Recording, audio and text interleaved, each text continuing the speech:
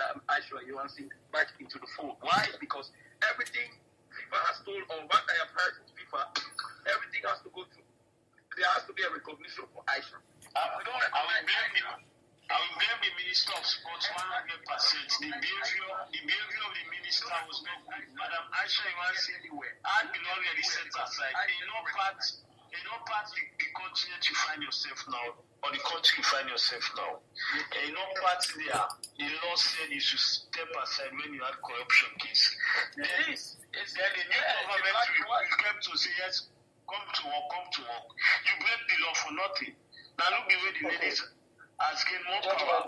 You can't do Madam Aisha Johansson now. Okay. Until All right. government dissolve the football association. Okay. Ato, you got something to say. Go ahead. No, what I'm trying to say, it still comes to the point. Yeah, we're still hanging on there. Look, the best way is like, if the government has to step in, how does the government step in? Yes. Yeah, get some committee. That's the only solution. Send them to FIFA.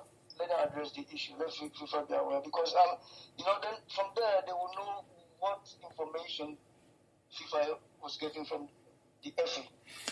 The thing. Let me finish my statement. Mm-hmm. Yeah. Mm-hmm. And then from there, yeah, and they can propose like, okay, we want a normalization committee to run this thing until this thing is set. So then, yeah, we'll get people who will be running it temporarily until the impasse in Sierra Leone internally is solved. Okay. Then football begins to play. Period.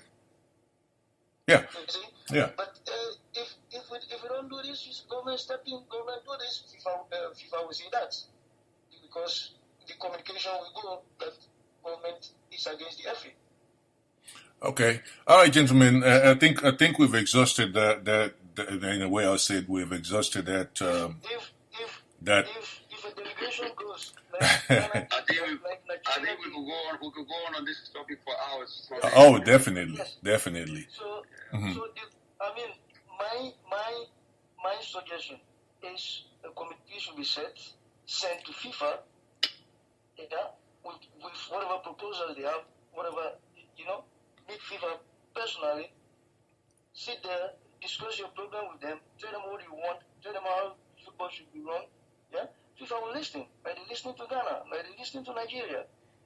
But Ato, what I just told you guys earlier, and when I'll repeat it again one more time, Sierra Leone government has all rights at this particular stage after to dissolve the FA.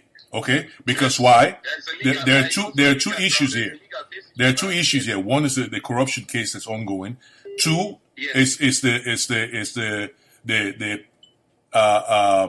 current the exceeding of the term of office.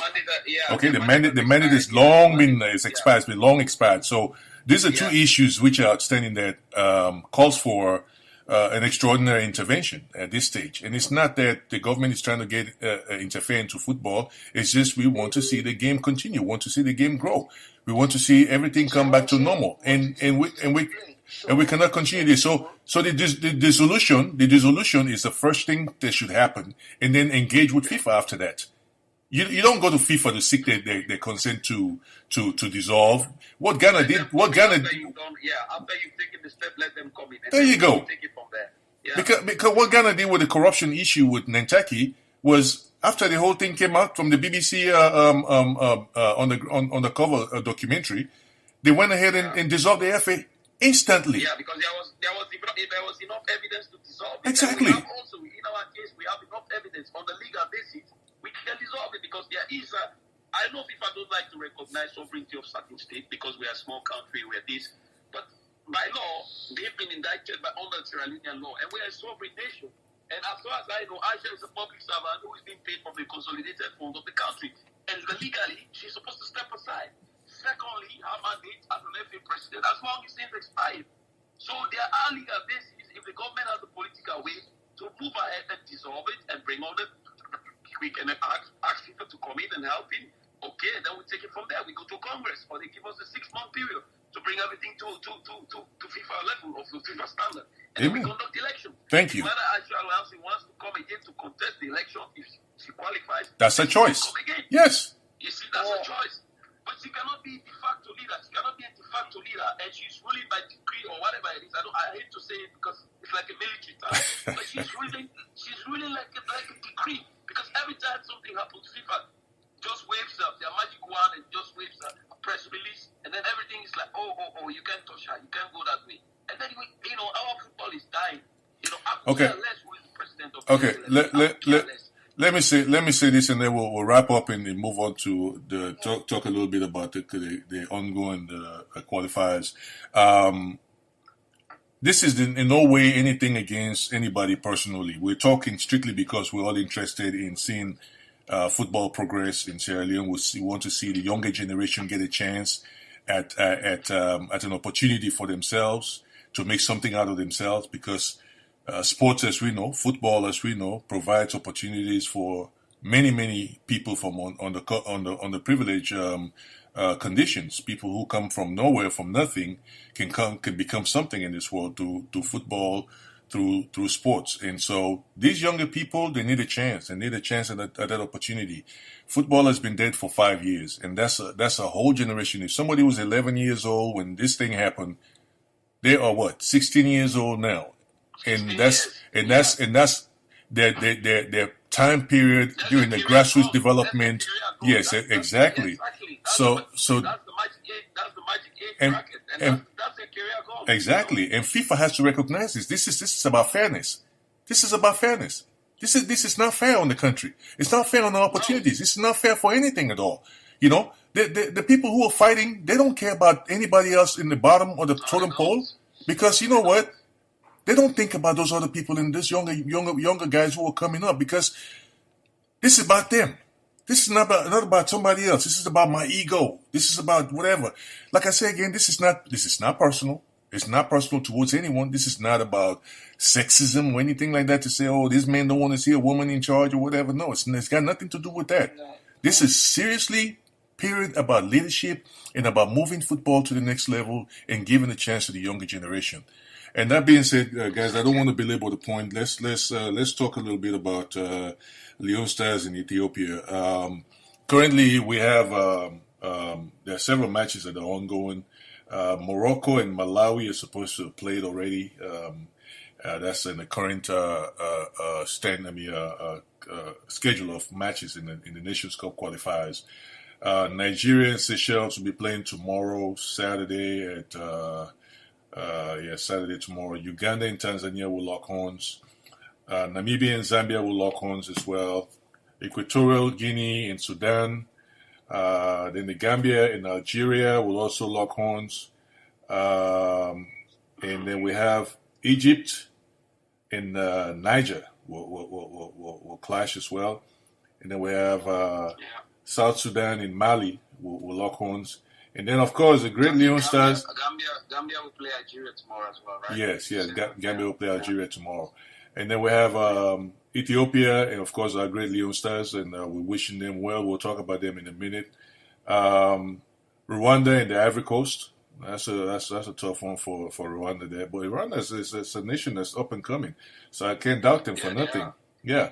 Angola and Botswana. Liberia and DR Congo will clash as well. So those are the lineup. That's the lineup for this weekend. Not necessarily all of it, but we also have Ghana and Kenya. They will play tomorrow, Saturday as well. South Africa and Libya. Kenya is at home to Ghana. Yes, and that's a good match too, because we have to keep an eye on that because yes, very crucial one for Kenya as well. Right. Comoros and Cameroon, they will play on Saturday as well. Gabon and Burundi. Yes, and then we have Mozambique and Guinea-Bissau. Then we have Mauritania and Burkina Faso. That will be on Saturday as well. Then Madagascar and Senegal. That will be on Sunday alongside the Leone Stars match. And then we got Swaziland and Tunisia. Those are pretty much a key lineups for this weekend. A busy weekend, obviously. But the Leone Stars are in Addis Ababa right now, getting ready to lock horns with the Warriors of Ethiopia. No, Walias of Ethiopia. Yeah, Walias of Ethiopia. No, I mean, you said they're in Addis Ababa. They're in Hawassa? Hawassa, yeah, I'm sorry. Yeah, that's yes, Hawassa, yes. So that's the match that we after such a long, I'll say, hiatus in not having anything ever since the Kenya versus Leone Stars match in Freetown, which was a pretty exciting one, even though the Kenyans complained a lot about the pitch and a lot of other issues. But Leone Stars, led by Kai Kamara, own Kai Kamara from right here in the United States, who's going to be leading the team. They're going to lock horns with Ethiopia. What do we think are the chances of Leone Stars in getting the point from this match and then at least giving them a chance for an appearance in Cameroon in June of 2019?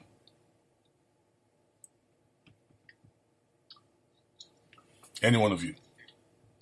Oh, okay. Sorry. Mm-hmm. Well, like I said, we've been through this emotions before. When it comes to the national team, I mean, I think myself and Ato have been there from different generations, so we know how we live up to these games. I mean, I've been encouraged with what I've seen so far. The preparations have gone well, relatively well compared to other times. The team, they left in high spirits, well organized. The presentation was quite, it was quite special. Once in a while, we see the team traveling, well equipped, well dressed. So that's a good thing. That's a very good feeling. It gave me a good feeling. Okay. I think all the players, from what I heard, I think the last of the few players came yesterday, joined the camp a day or two ago. So the team is now in their home base training now, and from all the reports I had from my friend John Sama, they are doing fine. Everybody's in high spirit. They've been taken care of. The reception there they got was close to 5-star. I mean, the hotel is good. So it's a new team as well. With a few players making their debuts. It's a new. Also for Coach Kista, is a new generation of players. Is trying to build a team there. So. It could be a very interesting test for them because it's an away game in Ethiopia. Mm-hmm.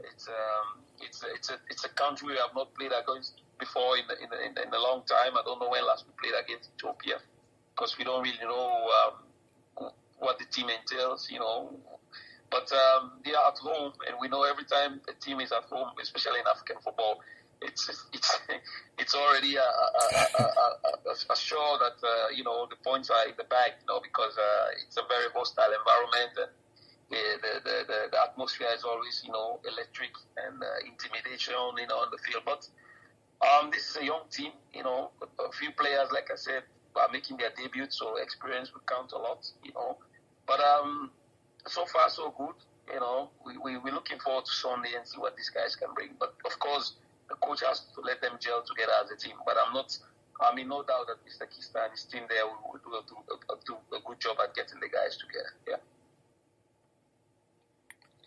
Ato, got something to say on this? Adding to what my colleague just said, Paul Parker just said, I for instance, I just want to praise the technical team and the players, of course, with this under these circumstances, the situation of the football saga in Sierra Leone, and that these people, are determined and have offered themselves here. You understand? Just to go on at this game, you see. I wish them all the best, and